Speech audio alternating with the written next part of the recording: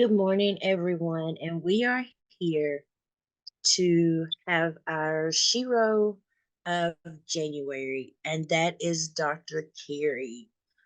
Um, I want to give a little background information about Shero of the month, and it started in January 2018 as part of our monthly e-newsletter to honor women, cis and trans folks, and gender expansive folks living with HIV that are creating change in the HIV community. So let's get into this introduction. I am Lashanda Salinas. I am a Tennessee advocate. My pronouns are she, her, and hers. And I was the Shero of December of 2023. But I am very excited to introduce the Shero of the month of January 2024, and that is Dr. Carrie.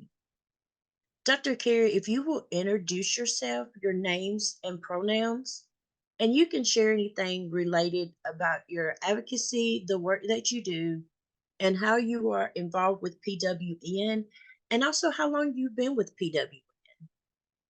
Okay, well, thank you so much. This is really an honor. It kind of brings tears to be honored among all these amazing women, amazing advocates, just doing incredible things for the community. So I'm Carrie Foote. A lot of people know me in the community as Dr. Carrie. My used pronouns are she and her.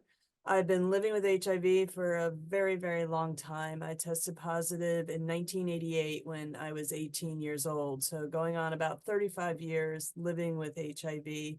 And currently my advocacy centers around ending stigma in Indiana law. So I chair a group, a grassroots group here in Indiana called HIV Modernization Movement. And we formed in 2016 and have been working very hard trying to modernize our laws, trying to change the culture in the arena so that they're less punitive. Public health is less an extension of the law.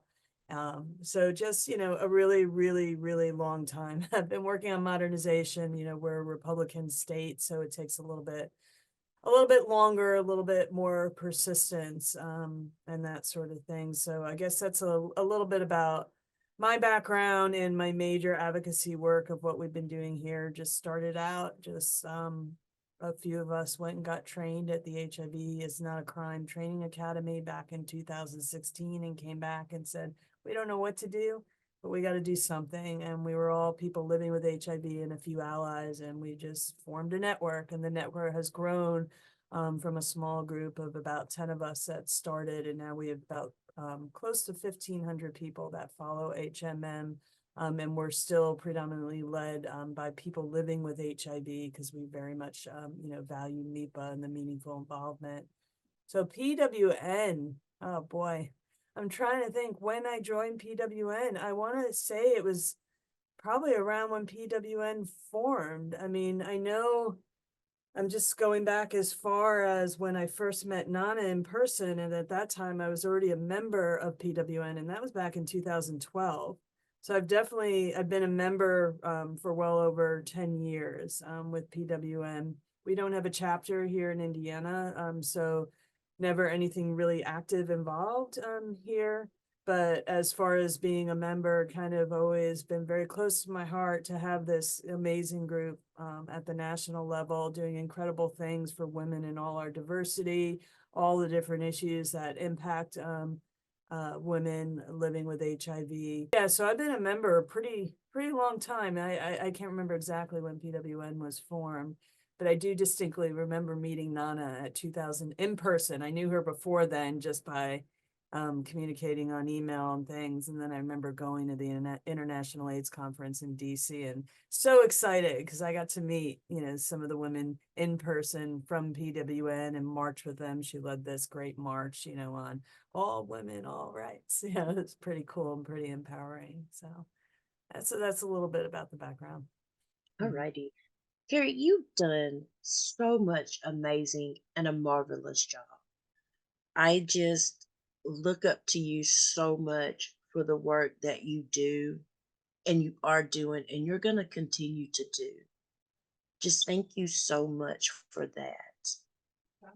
What brought you to PWN and how has it impacted your life? Um, I think, going back as a woman living with HIV, and, I mean, it even goes back further, like when I was diagnosed, I think, women were more isolated. We weren't connected. We didn't know a lot of people living with HIV. I think when women were diagnosed back then, like we were alone. We didn't have anybody. And I can remember going to my first support group. It was very early on at that time, probably around 1989. I was in rehab. I contracted HIV from injection drug use, and I tested positive at the time in a rehabilitation program.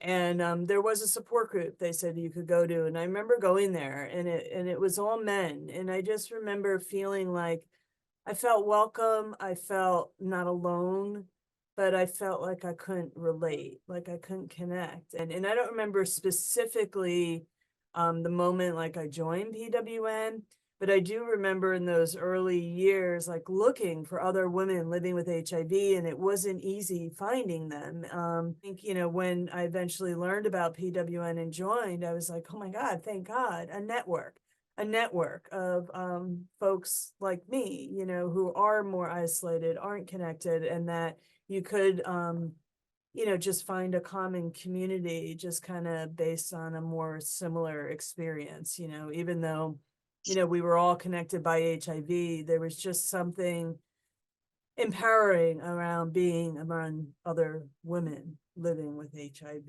and just kind of feeling like, okay, now I really have my family, my tribe, when it comes to living with HIV. So great and amazing. And like you said, it is hard to find a group of women that are living with HIV. You know, you can't find that a lot. And I really thank God for PWN for that because it's like a just a close knit family of all these wonderful women. Mhm. And it's just amazing. What project or campaign have you been working on recently? And what inspires you to continue doing the work that you do? So my most recent work around advocacy, because I think I've been involved in advocacy very early on, but right now it's around ending HIV criminalization. And another hat I wear is I'm a professor and I do research in sociology, and I've always started with me and my own personal biography and experiences living with HIV. Initially I thought I'd never become a mom because of HIV. I just was like, well, that's not an option. I'm gonna die. I didn't want to take a chance of my baby being positive. So I just said, well, it's just not gonna happen. And then I was living. And I was approaching my 30s, and suddenly I wanted to become a mom. And so I went on this journey to become a mother. And it was the first time I experienced outright discrimination as a person living with HIV around trying to have a child. Reproductive medicine didn't want to provide me care. They said, we don't want to assist an HIV positive woman to have a child. Again, my passion for advocacy, like, no, this is my body, my life, my right to make a decision. You can't do that.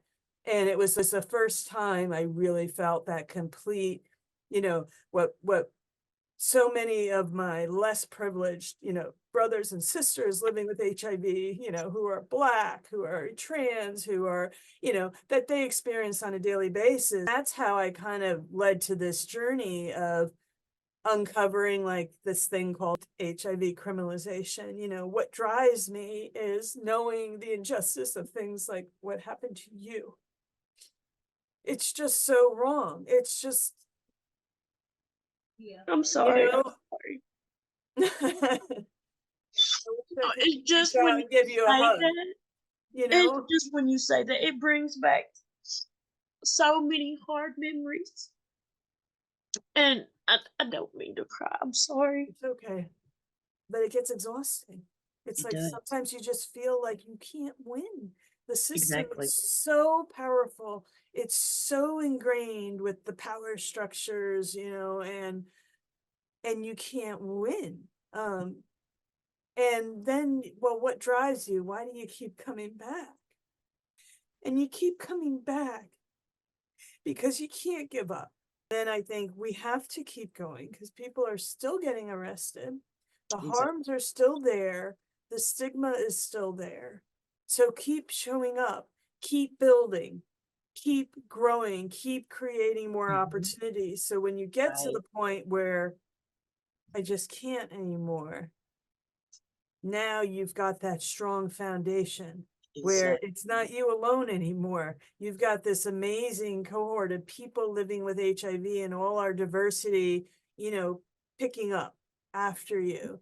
So, that's kind of what drives me. And every time like seeing you and Tiffany this summer, and I remember in 2018, we tried to get Tiffany Moore to come, shared her story openly like you about criminalization. And then seeing you two this summer in person and knowing that, the change in Tennessee and the hard fights to get folks off the sex offender list, to stop that harm, shows that change can happen.